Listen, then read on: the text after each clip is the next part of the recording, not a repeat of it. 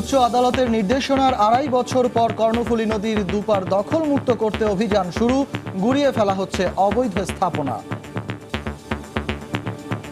কর্ণফুলী নদীর জন্য এরকম একটা অভিযানের খুব প্রয়োজন ছিল। মানুষের আদান প্রদান চলাফেরা অনেক সুন্দর হবে। সরকারি জায়গা সরকারি দখলে নেবে, অসুবিধা কি? কোনো প্রভাবশালীর কাছে আমরা মাথা নত করব না। স্থায়ী সমাধানের পরামর্শ পরিবেশবিদদের। উচ্ছেদ পরবর্তী যে প্রকল্প বা কার্যক্রম হবে বলে সরকারের চিন্তা রয়েছে, সেটি বাস্তবায়নের কার্যক্রমটা প্রস্তুত রাখতে হবে।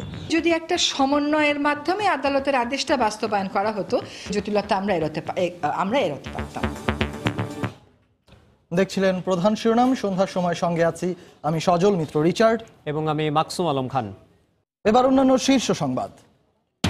রাজধানীর বিভিন্ন এলাকায় ওয়াসার পানির তীব্র সংকট, বারবার অভিযোগের পরও মিলছে না প্রতিকার। খোড়া যুক্তি কর্তৃপক্ষের, একই এলাকায় বিক্রি হচ্ছে ওয়াসার পানি। নিরীহ মানুষকে হয়রানি না করতে পুলিশ সদস্যদের প্রতি প্রধানমন্ত্রীর নির্দেশ। সাহসিকতার জন্য পুলিশ সপ্তাহে পদক পেলেন ৩৪৯ জন। কুমিল্লায় বাসে আগুন দিয়ে মানুষ হত্যা মামলায় বেগম জিয়ার জামিন আবেদন খারিজ। নাইকো দুর্নীতি মামলায় ১ যুগ পর নথি চাওয়ায় আইনজীবীদের বাকবিতণ্ডা। ডাকসু নির্বাচনের ভোটার ও প্রার্থী হওয়ার যোগ্যতা শিথিল করার কথা ভাবছে বিশ্ববিদ্যালয় প্রশাসন। ভোটার হওয়ার সুযোগ পেতে পারেন সান্ধ্যকালীন মাস্টার্সের শিক্ষার্থীরা। এবং ঝালকাঠিতে কলেজ থেকে ফেরায় ছাত্রীকে কুপিয়ে হত্যা। প্রেমের সম্পর্ক ভাঙার জের বলছেন স্বজনরা।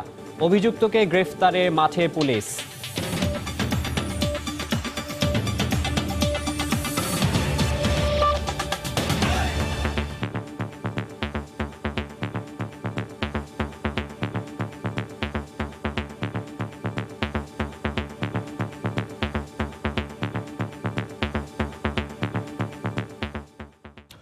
উচ্চ আদালতের নির্দেশনার ২.৫ বছর পর চট্টগ্রামের কর্ণফুলী নদীর দুপার দখলমুক্ত করতে অভিযান শুরু করেছেন ভ্রাম্যমাণ আদালত।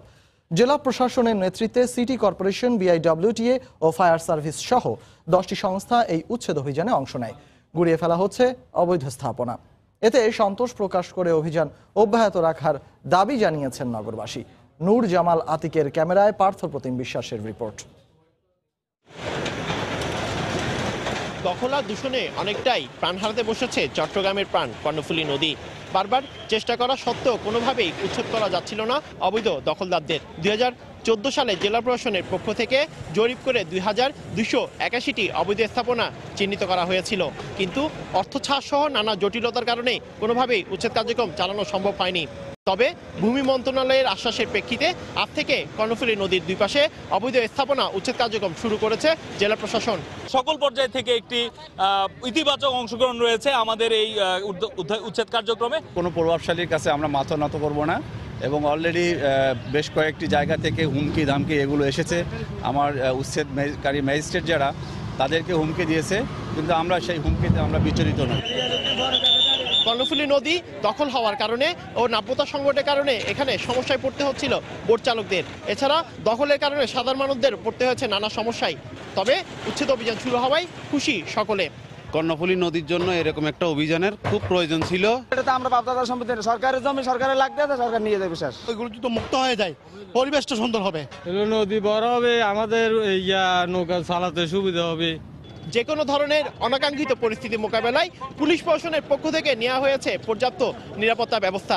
নদী গবেষকরা বলছেন, শুধু উচ্ছেদ কার্যক্রম চালালেই হবে না, রক্ষণাবেক্ষণ করতে হবে উচ্ছেদের জায়গাও। সীমানা চিহ্নিত করে যাতে আগামীতে আর কোনো ধরনের যে স্থাপনা গড়ে তুলতে কেউ না পারে কোনো প্রভাবশালী, সেই দিকে নজর রাখার জন্য আমরা দাবি জানাচ্ছি। আমাদের প্রায় 2 শতাধিক আইন শৃঙ্খলা বাহিনী এখানে মোতায়েন আছে এবং আমরা এখানে সর্বোচ্চ প্রায়োরিটি দিচ্ছি যাতে কোনো ক্রমেই এই উচ্ছেদ অভিযান কেউ ব্যাহত করতে না পারে। দখল আর দূষণে অনেকটাই বিপর্যস্ত দেশের লাইফলাইন খ্যাত কর্ণফুলী নদী। নিয়মনীতি তোয়াক্কা না করে এখানে গড়ে তোলা হয়েছে হাজার হাজার অবৈধ স্থাপনা। আজ থেকে কর্ণফুলী নদীকে বাঁচাতে যে উচ্ছেদ অভিযান শুরু হয়েছে তা অব্যাহত থাকলে কর্ণফুলী নদী তার প্রাণ ফিরে পাবে, এই প্রত্যাশা সকলের। চট্টগ্রামের কর্ণফুলী নদীর তীর থেকে পার্থপ্রতিম বিশ্বাস, সময় সংবাদ। বারবার অভিযান চালিয়েও দখলমুক্ত করা যাচ্ছে না নদীর পাড়। স্থাপনা উচ্ছেদের পর সেখানে টেকসই কোনো কার্যক্রম না থাকায় আবারও তা চলে যাচ্ছে দখলদারদের কবলে। নদী দখলমুক্ত করতে টেকসই পদক্ষেপের পাশাপাশি নদী কমিশনকে শক্তিশালী ভূমিকা পালনের আহ্বান পরিবেশবিদদের। মাহমুদ রাকিবের রিপোর্ট। 2017 সালের 10 জুলাই বিশাল আয়োজন করে বুড়িগঙ্গা পাড়ের কামরাঙ্গীচরে দখল হয়ে যাওয়া নদীর বিভিন্ন স্থানে উচ্ছেদ অভিযান চালায় BIWTA। তবে উচ্ছেদের পর সেখানে কোনো কার্যক্রম না থাকায় আবারও তা দখলে নিয়ে বড় স্থাপনা নির্মাণ করে দখলদাররা। এ কারণে গত সপ্তাহে আবারও নতুন করে কামরাঙ্গীচরে উচ্ছেদ অভিযান চালায় BIWTA। টেকসই কোনো উদ্যোগ না থাকায় দেশের বেশিরভাগ স্থানে বছর জুড়ে চলে এমন উচ্ছেদ আর দখলের খেলা, যে কারণে কখনোই টেকসই দখলমুক্ত হয় না জীবন্ত সত্তা ঘোষণা করা নদীগুলো। পরিবেশবিদরা বলছেন, উচ্ছেদের পর সাথে সাথে সেসব স্থানে দৃশ্যমান পরিবেশ বান্ধব কোনো কার্যক্রম না থাকায় দখলদাররা পুনরায় তা দখলে নেয়। পরিকল্পিতভাবে উচ্ছেদ করার পরে কি হবে এবং সেই অনুযায়ী কার্যক্রম উচ্ছেদের পরপরই ত্বরান্বিত আকারে না উদ্যোগ নেওয়ার মধ্যে দিয়ে উচ্ছেদটা একটা প্রহসনে পরিণত হয়েছে। সে কারণে যে কোনো উচ্ছেদেই আমরা শঙ্কিত হই যে এটি কি লোক দেখানো কিনা। যতক্ষণ পর্যন্ত সীমানা নির্ধারণ করে জনগণের হাতে সেটা প্রকাশ করা, এই কাজগুলি যদি না হয় তাহলে উচ্ছেদ অভিযান কার্যকর হবে না। উচ্ছেদের পরপরই পরের প্রকল্পটি দ্রুত বাস্তবায়নটা সম্পাদন করা হয়েছে। সেই কাজটুকু না করলে ঘোড়ার আগে গাড়ি জোড়া হবে, সত্যিকার অর্থে এই গাড়ি চলবে। এছাড়া নদীতে সঠিক জায়গায় পিলার না থাকা ও রাজনৈতিক সদিচ্ছার অভাবে টেকসইভাবে নদীকে দখলমুক্ত করা যাচ্ছে না বলেও মত তাদের। একটাই সমস্যা, সেটা হচ্ছে নদীর সীমানাটা ঠিকভাবে না আঁকা এবং সীমানাটা ঠিকভাবে এঁকে সীমানার ভিতরে যাতে কেউ আসতে না পারে সেটা ব্যবস্থা না করা। এবং তারা কিন্তু নিজেরা গিয়ে এটা দখল করতে পারেনি যদি প্রশাসনিক যোগসাজশ না থাকে। একেবারে ভূমি অফিস থেকে নিয়ে শুরু করে আইন প্রণেতা পর্যন্ত অনেকেরই প্রশ্রয়ে এবং আশ্রয়ে এভাবে করে দখল করা হয়েছে। সবচেয়ে বড় কথা হচ্ছে নদীগুলো রক্ষায় সরকারের যে সদিচ্ছা থাকা দরকার, রাজনৈতিক পর্যায়ে এবং প্রশাসনিক পর্যায়ে সেই সদিচ্ছাটি নেই। শুধু কাগজে কলমে নদী কমিশনকে নদীর অভিভাবক ঘোষণা না করে নদী বাঁচাতে বাস্তবিক অর্থে শক্তিশালী করা উচিত বলেও মনে করেন পরিবেশবিদরা। মাহমুদ রাকিব, সময় সংবাদ, ঢাকা। রাজধানীর মিরপুরে উত্তর কাফরুল, ইব্রাহিমপুর সহ আশেপাশের এলাকায় প্রায় 4 মাস ধরে চলছে পানির তীব্র সংকট। আগে সামান্য মিললেও গত 2 মাসে 1 ফোঁটা পানিও মিলছে না ওয়াসার লাইন থেকে। এলাকাবাসী জানায়, বারবার আঞ্চলিক ওয়াসা অফিসে অভিযোগ করেও কোনো প্রতিকার মেলেনি। এদিকে তারা বলছেন, জায়গার অভাবে নতুন পানির পাম্প বসানো যাচ্ছে না। এ যেন পানি নয়, সোনার হরিণ পাওয়ার মতো বিষয়। বলছি রাজধানীর মিরপুরের উত্তর কাফরুল ও ইব্রাহিমপুরের বাসিন্দাদের কথা। গত কয়েক মাস ধরে দিনে কিংবা রাতে ওয়াসার লাইন থেকে 1 ফোঁটা পানিও পাচ্ছেন না এই এলাকার মানুষ। তাই ওয়াসার গাড়ি থেকে পানি কিনে কিংবা দূর দূরান্ত থেকে পানি সংগ্রহ করে কোনো রকমে দিন পার করছেন এই এলাকার মানুষ। প্রায় 4 মাস ধরে নিয়মিত ঘরে ঘরে পানির অভাব, পানি কিনে খাওয়া হচ্ছে, তাও সাপ্লাই দিতে পারছে না। এত এই পুরো এলাকাতেই উত্তর কাফরুল, ইব্রাহিমপুরের আশেপাশে সব এলাকায় পানি নেই। পানি টানিয়ে আনছি, অসুস্থ হয়ে গেছি পানি টানতে টানতে। আমরা কিছুই করতে পারতেছি না, আমরা যে হাত মুখটা দেবো সেটাও পারতেছি না। এখানে উত্তর কাফরুল 1 নম্বর পানির পাম্পটি দীর্ঘদিনের পুরনো হয় এটি থেকে আর পানি তোলা যাচ্ছিল না। তাই ওয়াসা কর্তৃপক্ষ পানির পাম্পটি তুলে নিয়ে যায়। বিকল্প পানির ব্যবস্থা না করেই ওয়াসা পাম্পটি তুলে নিয়ে যাওয়ায় ক্ষোভ প্রকাশ করেন এলাকাবাসী। এই পাম্পটা কয়েকবারই সংস্কার করা হয়েছে, এখন যে অবস্থা এটা সংস্কার আর করা যাবে না। অকেজ এটা এখান থেকে অলরেডি সরাই নিয়ে গেছে। ইচ্ছা করলে এখানে বোরিং করতে পারে, আরেকটা বোরিং করতে পারে, কিন্তু তারা উঠাই নিয়ে গেছে। মূল কথা হলো আমাদের জায়গা দিতে বলতেছে, জায়গাই তো আমরা ব্যবস্থা করতে পারি। যার পানি নাই সে বুঝে যে পানির কি কষ্টটা। হ্যাঁ, ইভেন বাচ্চারা বাথরুমে যাওয়ার জন্য যে পানি, সেই পানিটুকু পর্যন্ত পাচ্ছে না। পাম্পটা নষ্ট হয়ে গেছে, এরা তো জানতোই যে পাম্পটা নষ্ট হয়ে যাচ্ছে। তাহলে পাম্পটা নষ্ট হয়ে গেলে পাম্পের একটা বিকল্প তো অবশ্যই করা উচিত ছিল। এ ব্যাপারে মিরপুর জোনের পানির পাম্পের দায়িত্বে থাকা ওয়াসার কর্মকর্তারা দায়সারা জবাব দেন। পাম্প করার জন্য নতুন জায়গা আছে, জায়গা দেয় তাহলে সেক্ষেত্রে সেখানে পাম্প হবে না, কারণ ওখানে অনেকটা পাম্প হয়ে গেছে। আপনি তো কাফরুল জোনের যে এই জোনটা সহকারী প্রকৌশলী হিসেবে আপনি ওই জায়গাটা, হ্যাঁ, মানে আপনারা যে পাম্পটা তুলে নিয়ে এসেছেন, না আমি আসলে এই বিষয়ে কথা বলতে চাচ্ছি না। ওয়াসার হিসেবে রাজধানীতে দৈনিক পানির চাহিদা রয়েছে 225 থেকে 230 কোটি লিটার। এর মধ্যে মিরপুরেই পানির চাহিদা রয়েছে প্রায় 40 কোটি লিটার। মৌসুম ইসলাম, সময় সংবাদ, ঢাকা। নগরবাসীর জন্য নিরাপদ বিশুদ্ধ পানি নিশ্চিত করার লক্ষ্যে অনুমোদনহীন পানি সরবরাহকারী প্রতিষ্ঠানের বিরুদ্ধে অভিযান পরিচালনা করেছে বিএসটিআই। দিনভর অভিযানে 2টি প্রতিষ্ঠান সিলগালা ও বিভিন্ন কোম্পানির অন্তত 3000 পানির জার ধ্বংস করা হয়। নামসর্বস্ব প্রতিষ্ঠানের দূষিত পানি সরবরাহ বন্ধ না হওয়া পর্যন্ত অভিযান চলবে বলে জানিয়েছে সংস্থাটি।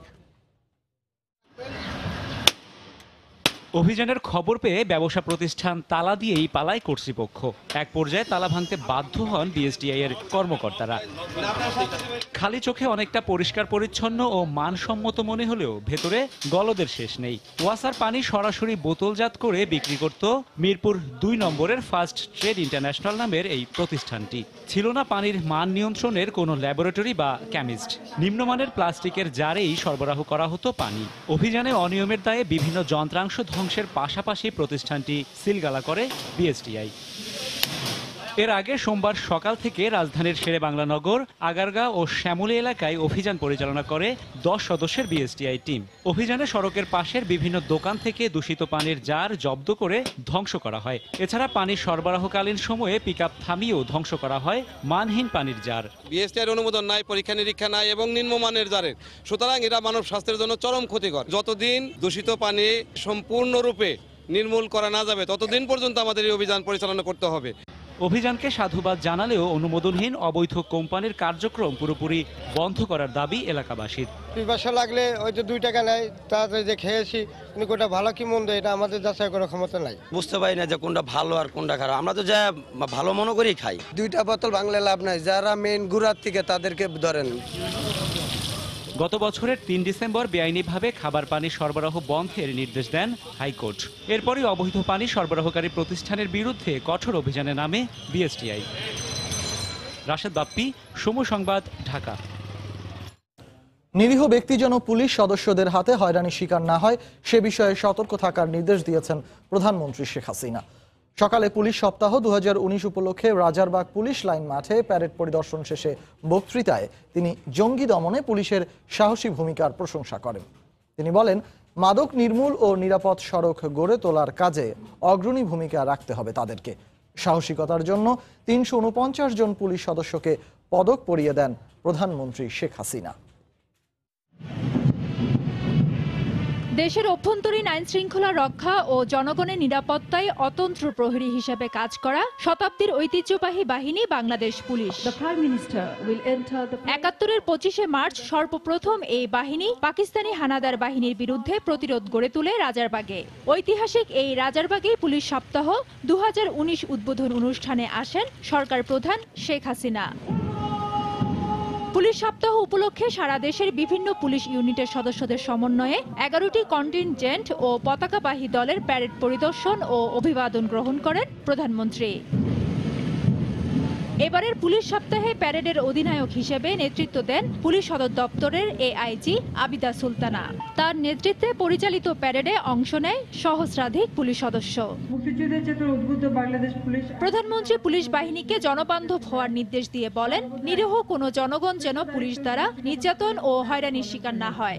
আপনাদের হাতে কোনো নিরীহ জনগণ কেউ যেন নির্যাতনের শিকার না হয় বা কোনো রকম হয়রানির শিকার না হয়, বরং কোনো হয়রানি হলে সাধারণ মানুষকে রক্ষা করা এটাই আপনাদের কর্তব্য, এটাই জনগণ আপনাদের কাছ থেকে প্রত্যাশা করে।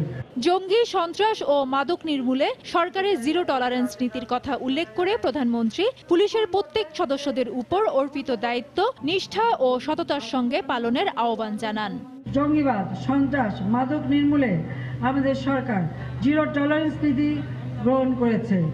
পুলিশের প্রত্যেক সদস্যের উপর অর্পিত দায়িত্ব নিষ্ঠা ও সততার সাথে পালনের মাধ্যমে জনগণের আস্থা অর্জনে এবং জনবান্ধব পুলিশে পরিণত হবে, সেটাই আপনাদের কাছ থেকে আমি আশা করি।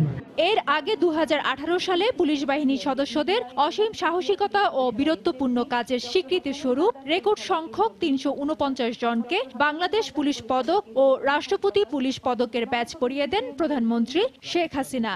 এই পদক দেশের জন্য কাজ করতে আরো উৎসাহিত করবে বলে প্রতিক্রিয়ায় জানান পদকপ্রাপ্ত পুলিশ কর্মকর্তারা। দেশের সেবায় নিজেদেরকে নিয়োজিত রাখার জন্য যে আত্মপ্রত্যয়, সেই আত্মপ্রত্যয়ে কাজ করার জন্য উৎসাহিত করে এই পদক। শান্তি শৃঙ্খলা রক্ষার জন্য এই পদকে ভূষিত করার জন্য মাননীয় প্রধানমন্ত্রীকে ধন্যবাদ জানাতে চাই। এর পরবর্তীতে আরো ভালো কাজ করার অনুপ্রেরণা পাচ্ছি।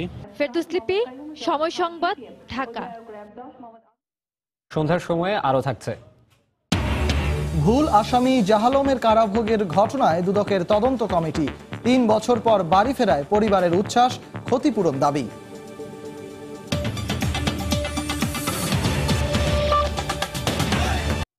কুমিল্লায় বাসে আগুন দিয়ে ৮ জনকে পুড়িয়ে হত্যা মামলায় বেগম জিয়ার জামিন আবেদন খারিজ করে দিয়েছেন আদালত।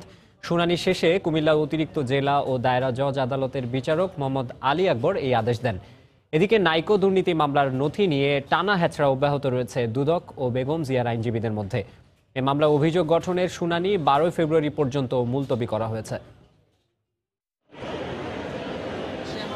বিএনপি জামায়াত জোটের অবরোধ চলাকালে বাসে পেট্রোল ঢেলে আগুন দিয়ে ৮ জনকে হত্যা মামলায় ১.৫ মাস আগে জামিন আবেদন করেন বেগম জিয়া। উচ্চ আদালতের নির্দেশনার পর সোমবার দুপুরে এই আবেদনের শুনানি হয় কুমিল্লার আদালতে। শুনানি শেষে বেগম জিয়ার জামিন আবেদন খারিজ করে দেন আদালত। লানেট কোর্ট ওনার জামিনের আবেদন নামঞ্জুর করেছেন। ওনার আবেদন নামঞ্জুর করে আগামী ২৫/২/২০১৯ তারিখ ৪ শুনানির জন্য রেখেছেন। এদিকে নাইকো দুর্নীতি মামলায় বেগম জিয়ার বিরুদ্ধে অভিযোগ গঠনের শুনানি ১২ ফেব্রুয়ারি পর্যন্ত মুলতবি করেছেন আদালত। এদিনও মামলার নথি নিয়ে দুপক্ষের আইনজীবীদের বাকবিতণ্ডা হয়। ১২ বছর পর মামলার নথি চাওয়া নিয়ে দুদকের আইনজীবী বলছেন, বিচার কাজ বিলম্বিত করতেই অপচেষ্টা করছেন আসামি পক্ষের আইনজীবীরা। এই অন্যায়, এই অবিচার, এটা শুধু রাজনৈতিক কারণে, তাকে হেয় প্রতিপন্ন করার কারণে আজকে এই মামলা এখনো পরিচালনা করা হচ্ছে। এই মামলা বেগম খালেদার বিরুদ্ধে অভিযোগ নাই বললেই চলে। মওদুদ আহমদ সাহেব যে কথাগুলি বলছেন এবং কথাগুলি সঠিক না। হঠাৎ করে ওনারা আজকে এতদিন পরে ডিসচার্জ পিটিশন শুনানিকালে ওনারা বলছেন যে ওনাদেরকে কাগজপত্র প্রদান করতে হবে। আমরা বলেছি মামলাটাকে বিলম্বিত করার জন্যই এই সমস্ত দরখাস্ত দেওয়া হচ্ছে। কানাডীয় কোম্পানি নাইকোর সঙ্গে অস্বচ্ছ চুক্তির ফলে রাষ্ট্রের ১৩,৭৭৭ কোটি টাকা ক্ষতির অভিযোগে বেগম জিয়া, তৎকালীন আইনমন্ত্রী মওদুদ আহমদ সহ ১১ জনের বিরুদ্ধে মামলাটি করে দুদক। বর্তমানে মামলাটি অভিযোগ গঠনের পর্যায়ে রয়েছে। আফজাল হোসেন, সময় সংবাদ, ঢাকা। উপজেলা নির্বাচনে যাচাই বাছাই করে গ্রহণযোগ্যদের মনোনয়ন দেয়া হবে বলে জানিয়েছেন দলের সাধারণ সম্পাদক ওবায়দুল কাদের। মনোনয়ন ফর্ম সংগ্রহের প্রথম দিনে সাংবাদিকদের একথা জানান তিনি। এদিন ১৬০টি মনোনয়ন ফর্ম বিক্রি করা হয়। এবারই প্রথম দলীয় প্রতীকে উপজেলা পরিষদ চেয়ারম্যান, ভাইস চেয়ারম্যান ও মহিলা ভাইস চেয়ারম্যান পদে নির্বাচন হবে। উপজেলা পরিষদ নির্বাচন আসন্ন, তাই সরগরম আওয়ামী লীগের দলীয় সভাপতির কার্যালয়। মনোনয়ন ফর্ম সংগ্রহ করতে সোমবার সকাল থেকে দেশের বিভিন্ন প্রান্ত থেকে আসা মনোনয়ন প্রত্যাশীদের ভিড় করতে দেখা যায় কার্যালয়ে। দলীয় মনোনয়ন পাওয়ার ব্যাপারে আশাবাদী প্রত্যাশীরা, তবে মনোনয়ন না পেলেও নৌকার পক্ষেই কাজ করার প্রত্যয় তাদের। সবাই সমর্থন করেছে, আমি 100% আশাবাদী। আমাদের মধ্যে দ্বিধা বিভক্তি নেই, আমরা ঐক্যবদ্ধভাবে কাজ করি। মনোনয়ন না পেলেও আমি জননেত্রী শেখ হাসিনার নেতৃত্বের বাইরে যাব না, নৌকার বিপক্ষে যাব না। আশা করি আমি নৌকা পাবো। আওয়ামী লীগের চিন্তা চেতনা আদর্শকে ধারণ করে মানুষের কল্যাণে যে কাজ করেছি, আমার এলাকার মানুষ আমার সাথে রয়েছে। নাম প্রস্তাব করার পর দ্বিতীয় কোনো নামের প্রস্তাব আসে নাই, সে কারণেই একক প্রার্থী হিসাবে আমি এখানে এসেছি এবং ফর্ম সংগ্রহ করেছি। ফর্ম বিক্রির প্রথম দিনে সাংবাদিকদের সঙ্গে কথা বলেন দলের সাধারণ সম্পাদক ওবায়দুল কাদের। ১৫০০-এরও বেশি মনোনয়ন প্রত্যাশী আবেদন করলেও ত্যাগী ও যোগ্যদেরই অগ্রাধিকার দেওয়ার কথা জানিয়েছেন তিনি। এ সময় তিনি বিএনপিরও সমালোচনা করেন। যাচাই বাছাই করে আমরা এখানে মনোনয়ন দেব, তবে আমাদের দলের দীর্ঘদিনের ত্যাগী পরীক্ষিত নেতাকর্মীরা অগ্রাধিকার পাবে। বিএনপি আসলে নেতিবাচক রাজনীতিতে গভীর খাদের কিনারে চলে এসে এই অবস্থায় তারা বেসামাল হয়ে, বেপরোয়া হয়ে যখন যা খুশি তাই বলছে, এখানে কোনো যুক্তি নেই, এখানে কোনো বাস্তবতা নেই। মনোনয়ন ফর্ম বিক্রি ও জমাদান কার্যক্রম চলবে ৮ ফেব্রুয়ারি দুপুর পর্যন্ত। এবার ৫টি ধাপে উপজেলা পরিষদ নির্বাচন অনুষ্ঠিত হবে। আগামী ১০ই মার্চ প্রথম ধাপে ৮৭টি উপজেলায় নির্বাচন অনুষ্ঠিত হবে। রোজিনা রোজি, সময় সংবাদ, ঢাকা। ঐক্যফ্রন্ট প্রার্থীদের সংসদে নিয়ে ক্ষমতাসীনরা আন্তর্জাতিক সম্প্রদায়ের কাছে নির্বাচনের বৈধতা পেতে চায় বলে মন্তব্য করেছেন বিএনপি চেয়ারপারসনের উপদেষ্টা আব্দুস সালাম। দুপুরে রাজধানীর পুরানা পল্টনে ঐক্যফ্রন্ট কার্যালয়ে দলের সমন্বয় কমিটির বৈঠক শেষে তিনি বলেন, ফল প্রত্যাখ্যানের পর শপথ নেয়ার প্রশ্নই ওঠে না। তারা এখন পর্যন্ত বিভিন্নভাবে চেষ্টা করছে ঐক্যফ্রন্টের মধ্যে বিভেদ সৃষ্টি করা যায় কিনা, ঐক্যফ্রন্টের কাউকে নিয়ে শপথ পাঠ করিয়ে জনগণকে বা বিশ্ববাসীকে দেখানো যায় কিনা। কিন্তু ঐক্যফ্রন্ট ঐক্যবদ্ধ আছে। আমাদের ঐক্যফ্রন্টের কেউ কোনো শপথ তো প্রশ্নই আসে না, যেহেতু আমরা নির্বাচনের রেজাল্টকে প্রত্যাখ্যান করেছি, কাজে সেখানে কেউ শপথ দেওয়ার কোনো বিষয় নাই, কারণ রেজাল্টটাই আমরা মানি নাই।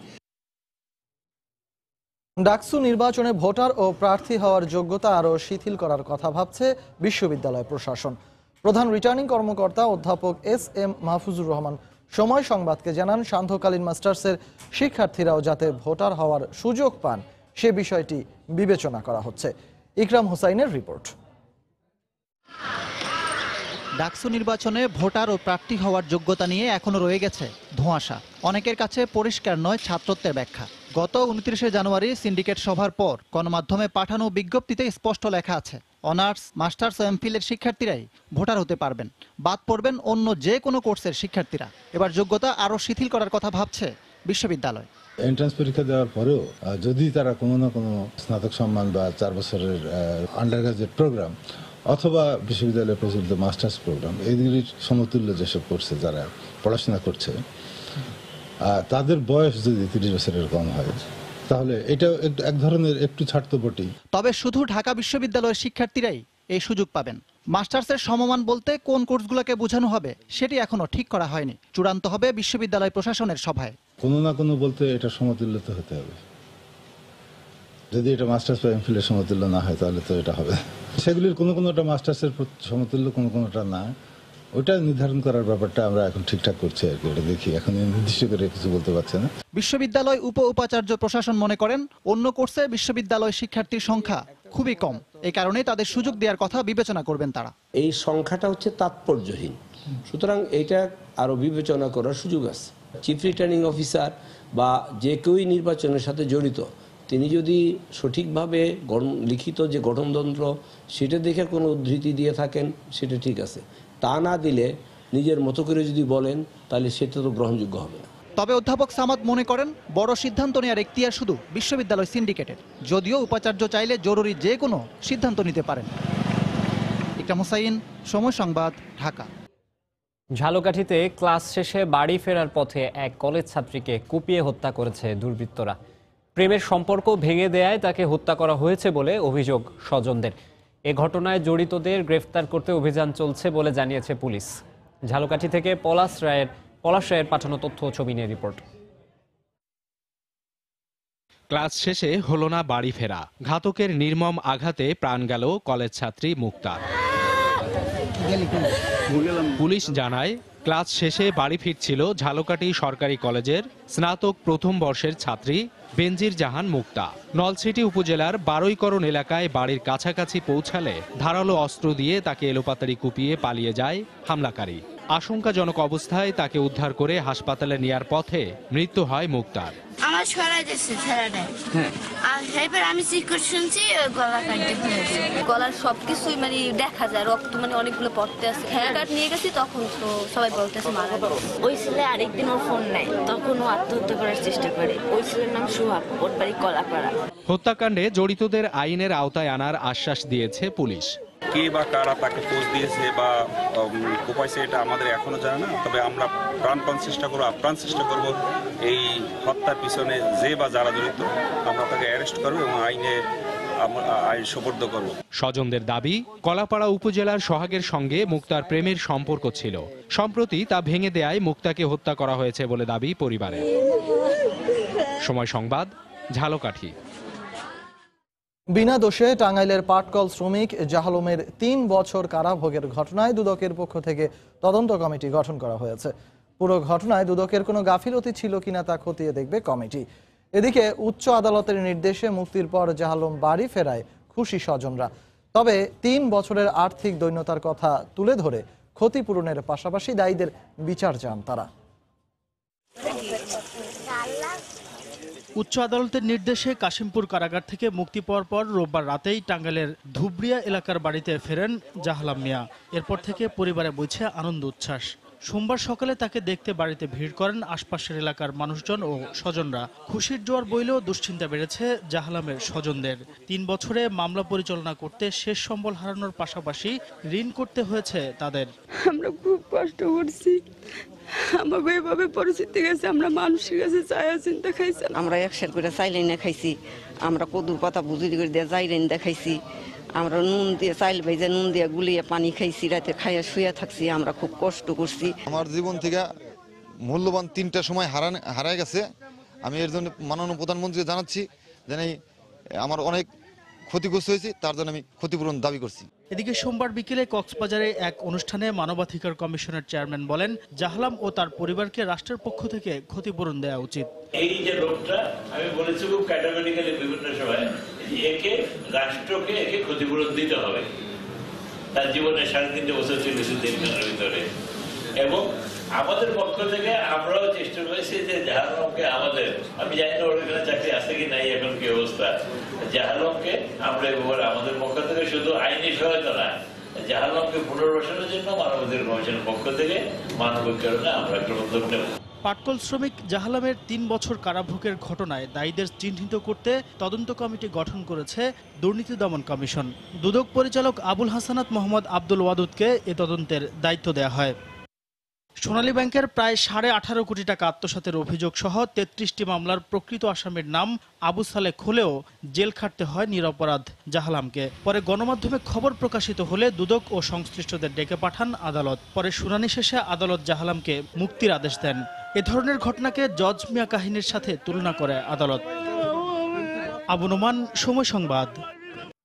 প্রতি বছর 1.5 লাখ মানুষ নতুন করে ক্যান্সারে আক্রান্ত হলেও 1 বছরে মৃত্যুর কাছে হার মানছে 1,09,000 রোগী। আক্রান্তের মাত্র 20 থেকে 25% চিকিৎসার আওতায় এলেও বেশিরভাগেরই ছুটে আসতে হয় রাজধানীতে। অবস্থায় 8টি বিভাগে 1টি করে ক্যান্সার হাসপাতাল নির্মাণের ঘোষণা দেয় সরকার। তবে এক্ষেত্রে সরকারি মেডিকেল কলেজের সঙ্গে লেজুর না দিয়ে আলাদা স্থানে পূর্ণাঙ্গ হাসপাতাল নির্মাণের পরামর্শ বিশেষজ্ঞদের। বিশ্ব ক্যান্সার দিবসে আশরাফুল ইসলামের ছবিতে দেখুন মুজাহিদ শুভর রিপোর্ট। আমার একা তো আসা যায় না, আমি রুগী মানুষ, আমার সঙ্গে অথচ 2-3টে লোক দরকারি। এখন চায়নার ওষুধও আমার পেটে পড়েনি। চিকিৎসার আশায় 3 সপ্তাহে 3 দফা জাতীয় ক্যান্সার ইনস্টিটিউটে আসেন জালালউদ্দিন। শরীরে থাকা ক্যান্সারের জীবাণু মুহূর্তের জন্য বসে না থাকলেও জালালউদ্দিনকে অনেকটা শুয়ে বসেই দিন পার করতে হচ্ছে হাসপাতালের বারান্দায়। 21 দিনের চেষ্টাতেও জোটেনি ওষুধ, বিছানা, প্রয়োজনীয় চিকিৎসার সুযোগ। দূর দূরান্ত থেকে আসা অধিকাংশ রোগীরই রয়েছে সীমাহীন দুর্ভোগের গল্প। ক্যান্সারে আক্রান্ত হয়েও ঢাকা পর্যন্ত আসার চিন্তাও করতে পারেননি অনেকেই। তবে যারা এসেছেন তাদের অনেকেরই থাকা, খাওয়া, যাতায়াত সহ আনুষঙ্গিক ব্যয় ছাড়িয়ে যাচ্ছে প্রকৃত চিকিৎসার খরচকেও। 12 দিনের ভিতরে কোনো বেডও ভাই নাই, চিকিৎসা চলছে না।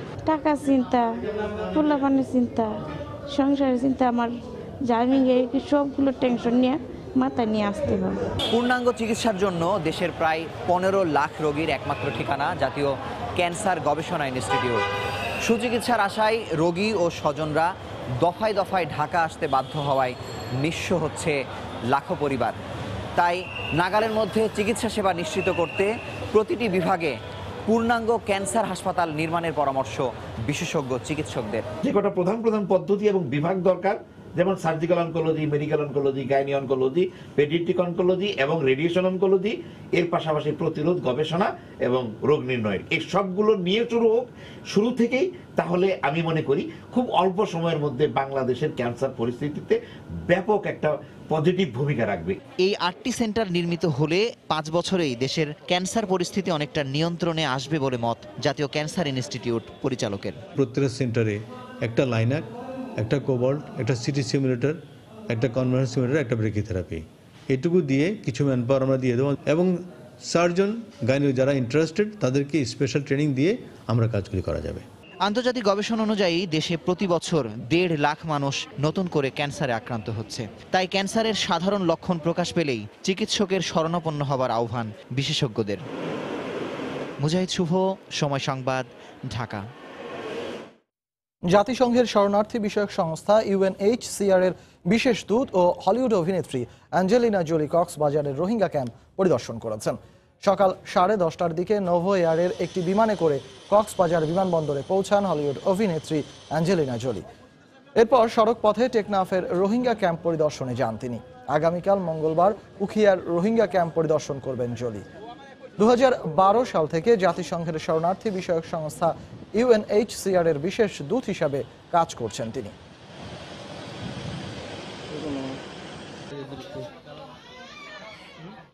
এদিকে কক্সবাজারের সাম্প্রদায়িক সম্প্রীতি রক্ষায় সকলকে একযোগে কাজ করার আহ্বান জানিয়েছেন জাতীয় মানবাধিকার কমিশনের চেয়ারম্যান কাজী রিয়াজুল হক। সকল পেশার মানুষ ও প্রশাসন সজাগ থাকলে দীর্ঘদিনের সম্প্রীতির বন্ধন কেউ ভাঙতে পারবে না বলেও জানান তিনি। সকালে কক্সবাজার জেলা প্রশাসকের সম্মেলন কক্ষে এক অনুষ্ঠানে তিনি কথা বলেন। এই সাম্প্রদায়িক সম্প্রীতি আমাদেরকে ধরে রাখতে হবে। এই সাম্প্রদায়িক সম্প্রীতি ধরে রাখার জন্য সবচেয়ে আগে যারা কাজ করতে পারেন তারা হচ্ছে এই কক্সবাজারের মানুষেরা, কক্সবাজারের মানুষ এবং কক্সবাজারের প্রশাসন। আপনারা সম্মিলিতভাবে যদি কাজ করেন আমার মনে হয় অনেক বড় ধরনের আশঙ্কা থেকে আমরা মুক্ত থাকতে পারি। দিন যতই গড়াচ্ছে অমর একুশে গ্রন্থমেলায় ভিড় বাড়ছে লেখক, পাঠক ও প্রকাশকদের। এই মুহূর্তে মেলা প্রাঙ্গণে আছেন রিপোর্টার পারমিতা হিম। সরাসরি চলে যাচ্ছি তার কাছে।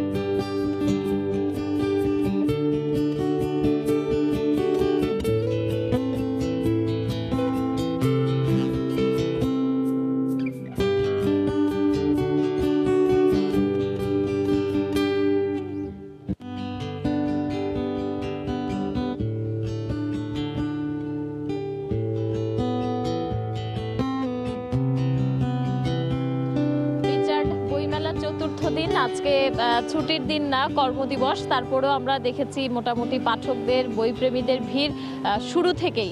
বিকাল 3টা থেকে যখন মেলা শুরু হয় তখন আছে, তবে সবচেয়ে বেশি ভিড় প্রতিদিনই এই সময়টাতেই হয়ে থাকে, এই সন্ধ্যাবেলায়, এবং আজকেও তার ব্যতিক্রম হয়নি। সেই সঙ্গে মেলায় এসেছেন জনপ্রিয় লেখকরা, তাদের অটোগ্রাফ নিতে পাঠকরা এবং আমরা দেখছি যে লেখকদের সঙ্গে কথা বলে তাদের সঙ্গে নানান বিষয় নিয়ে আলোচনা করার যে বিষয়টি সেটি আছে।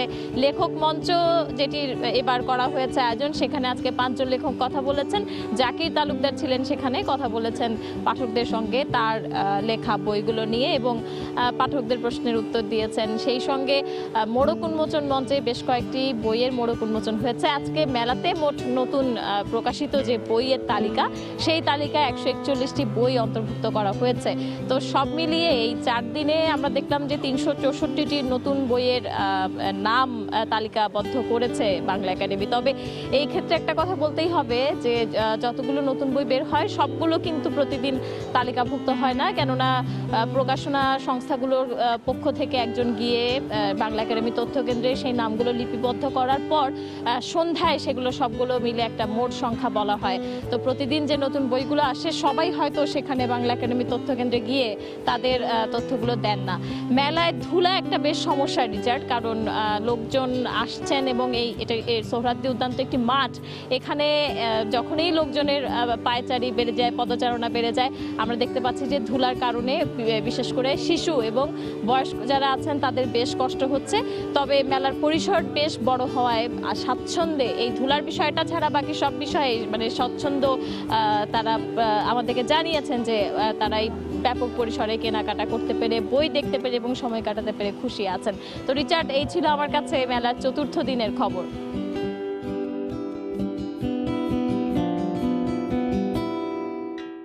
অমর একুশে গ্রন্থমেলার খবর জানাতে মেলা প্রাঙ্গণ থেকে আমাদের সাথে যোগ দিয়েছিলেন সহকর্মী পারমিতা হিম। এ পর্যায়ে শীর্ষ সংবাদ জানিয়ে দিচ্ছি আরেকবার।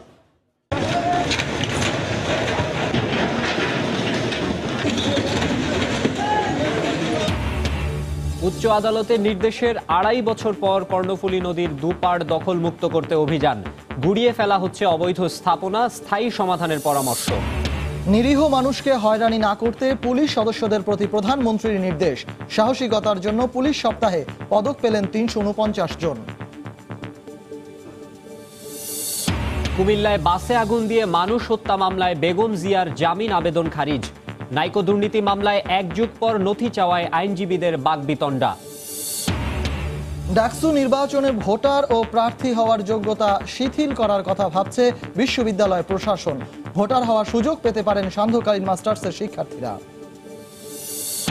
এবং ঝালকাঠিতে কলেজ থেকে ফেরার পথে ছাত্রীকে কুপিয়ে হত্যা। প্রেমের সম্পর্ক ভাঙার জের বলছেন স্বজনরা। অভিযুক্তকে গ্রেফতারে মাঠে পুলিশ। এই ছিল সন্ধ্যার সময়। আপনার মোবাইলে সময় সংবাদ দেখতে এবং সব খবর পেতে ডাউনলোড করুন সময় অ্যাপ। আর সঙ্গে থাকুন সময়ে।